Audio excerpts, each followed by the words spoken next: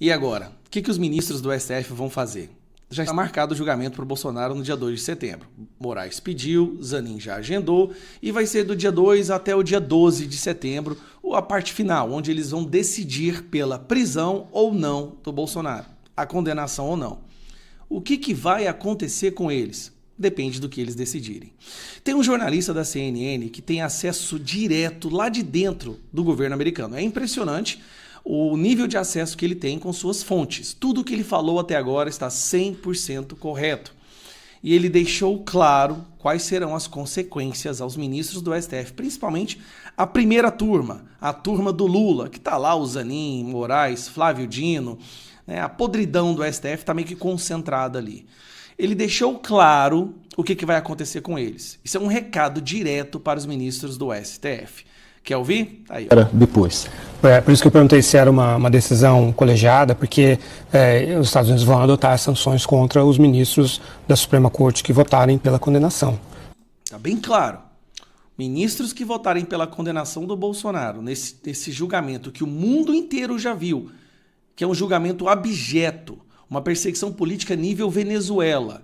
Ministros que colocarem a digital nessa condenação política, nesse sistema de exceção, serão sancionados na Magnitsky. E aí isso é uma tentativa mesmo de pressionar, né? Isso que eu estou dizendo, essa intenção do governo americano já antes, antecipadamente, uma tentativa de influir sobre essa votação. Eles usaram Alexandre de Moraes como um exemplo, né? Assim, exatamente para continuar ali, manter a possibilidade de os outros ministros do Supremo não se coadunarem com o Alexandre, né? Tentar atrair, porque se eles já saíssem punindo os ministros, eles ficariam sem munição, né? E sem nada para oferecer para esses ministros. Então, por isso que eles dosaram dessa forma, atacando o ministro Alexandre de Moraes, na esperança de que outros ministros olhassem para a situação dele e falassem, não quero que isso aconteça comigo. Ou melhor, é melhor eu não ser mais cúmplice desse crime que está sendo cometido. Não adianta, o mundo inteiro já viu o que está acontecendo, o Brasil já viu o que está acontecendo. O recado está dado. E aí recuassem de suas posições. Então a gente está aí diante de uma situação extremamente grave, realmente, de uma tentativa de interferência, né, numa decisão super importante da justiça brasileira, interferência externa, bem entendido. E acho que, além dos ministros, além do mundo aí da Suprema Corte, uma vez tomada essa decisão, e aí eu acho que vai haver também outras sanções contra o Brasil, na esfera diplomática, né, na esfera política, realmente, inclusive atingindo a embaixadora do Brasil em Washington. Não só a embaixadora do Brasil. Vamos acrescentar.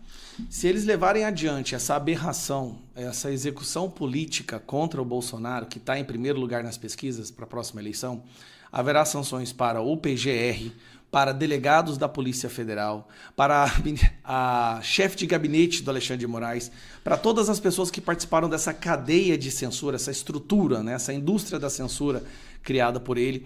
Vai ser Magnitsky para todo lado e eles vão ter suas vidas destruídas, porque eles acharam que poderiam destruir o maior líder da direita do Brasil num julgamento teatral, pessimamente construído, cheio de buracos, nulidades, irregularidades e crimes, e acham ruim de que há uma interferência na sua ditadura.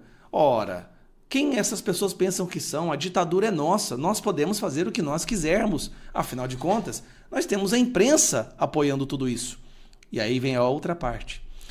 A Globo, que foi uma das principais apoiadoras desse sistema de censura e de perseguição, também entrou na lupa do governo americano. Os acionistas da Globo estão sendo agora analisados um por um, vendo os patrimônios, o que pode ser censurado deles, o que pode ser sancionado. Eu te pergunto, você concordaria se os Estados Unidos fizessem isso contra autoridades da Venezuela que estão prendendo seus opositores, executando opositores, prendendo manifestantes? Não, certo? Pois o Brasil é a mesma coisa.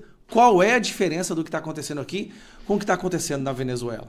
A Venezuela está fazendo exatamente a mesma coisa que está sendo feita aqui no Brasil. Olha só que interessante essa notícia que eu puxei agora. Ativista da Venezuela solta após pressão, não pode dar entrevistas ou ir a atos e ficou dias incomunicável. Isso é ou não é o Brasil escancarado?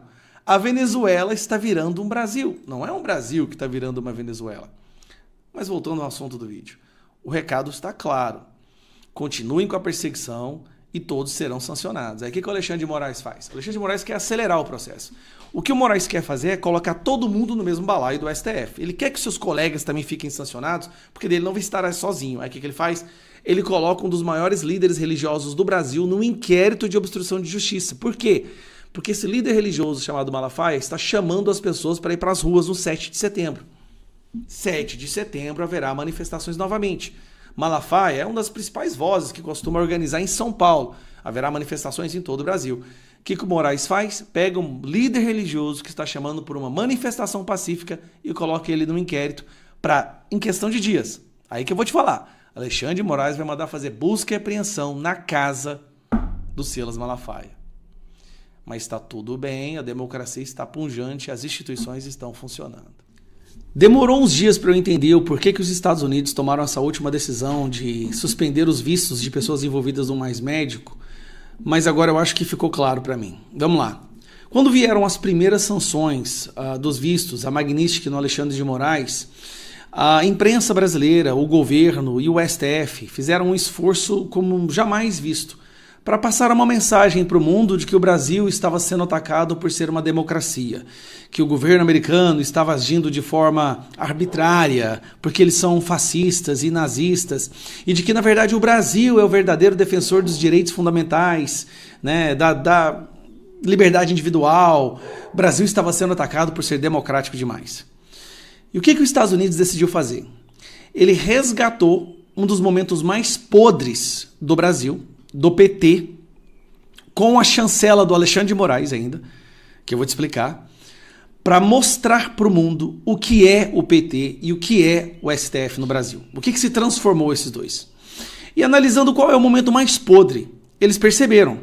Foi quando o governo brasileiro, com a chancela do STF, com o voto favorável do Alexandre de Moraes, autorizou um sistema de escravidão de reféns da ditadura cubana. Porque embora a imprensa brasileira possa ter convencido boa parte da população aqui no Brasil, que assiste essa porcaria da Globo, de que aquele programa Mais Médicos era bom, pro mundo sensato, até para a esquerda internacional, é um terror. É escravizar pessoas e ainda financiar uma ditadura, colocando as famílias das pessoas aqui como reféns.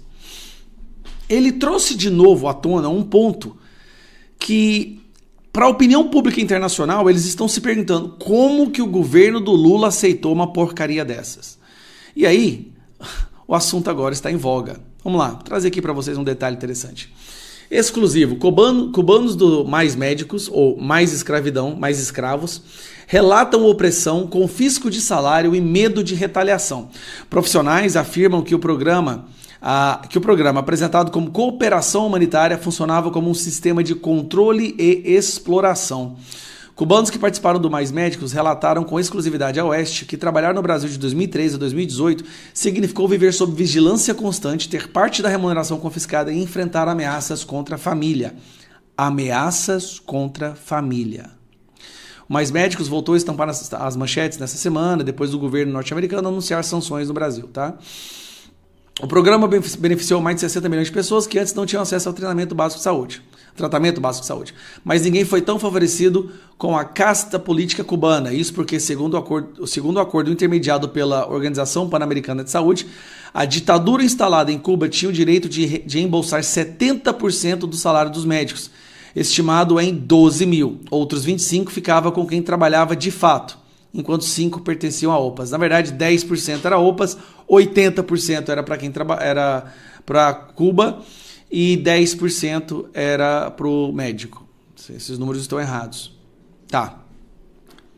Ao sancionar um ministro do governo brasileiro por conta de escravidão, o mundo ficou sabendo o que o Brasil fez. E eu quero que você entenda isso. O mundo está sabendo, porque o mundo não sabia a gravidade do Mais Médicos. Os Estados Unidos fez questão de trazer isso à tona. Aí o Padilha está lá reclamando porque a sua filha e sua irmã, a sua esposa não podem ir mais para a Disney.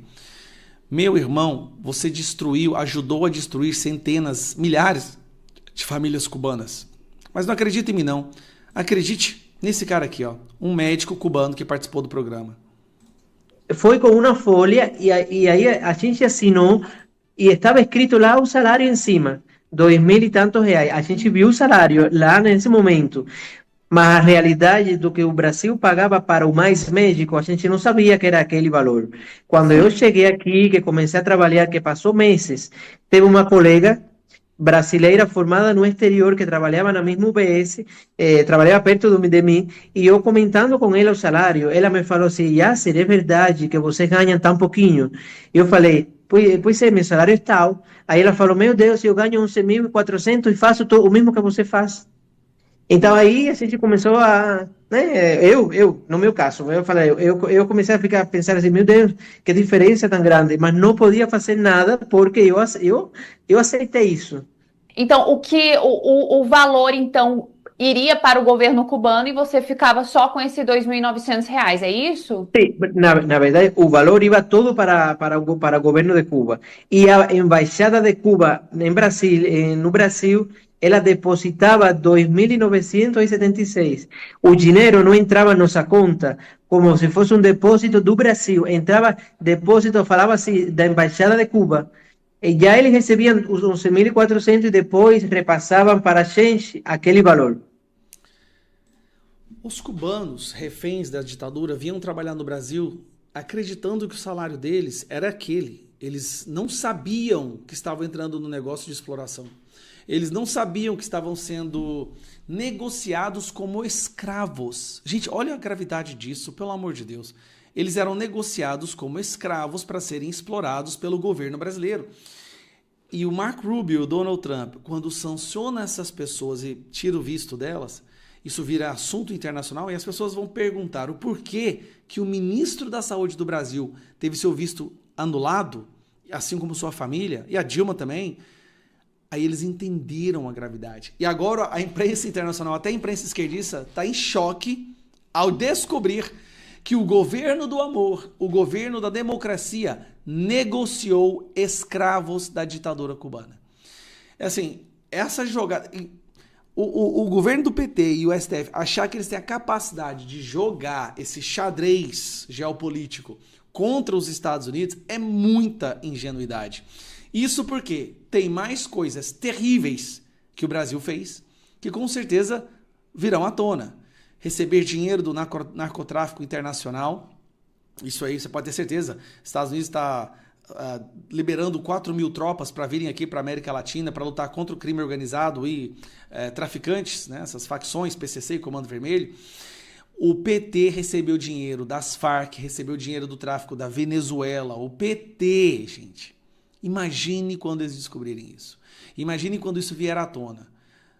Eles estão comprando a briga com alguém que não tem a menor... Não, o Eduardo Bolsonaro disse, não existe cenário no qual esse pessoal possa sair ganhando. Porque eles vêm numa sequência de tantos crimes, tantas aberrações ao longo das últimas décadas, e todas agora serão relembradas. Eles pegaram mais médicos, que terminou em 2018. Lembrando, quando o Bolsonaro ganhou, antes do Bolsonaro assumir, Cuba pegou todos os mais médicos e levou para lá. Por quê? Porque eles não queriam testemunhas aqui. Os médicos queriam ficar, o pessoal dos mais médicos queria ficar no Brasil, mas foram todos devolvidos para sua prisão-estado, ou estado-prisão, porque eles não queriam, Cuba não queria testemunhas no Brasil para mostrar a gravidade da situação. Não tem como esse pessoal ganhar.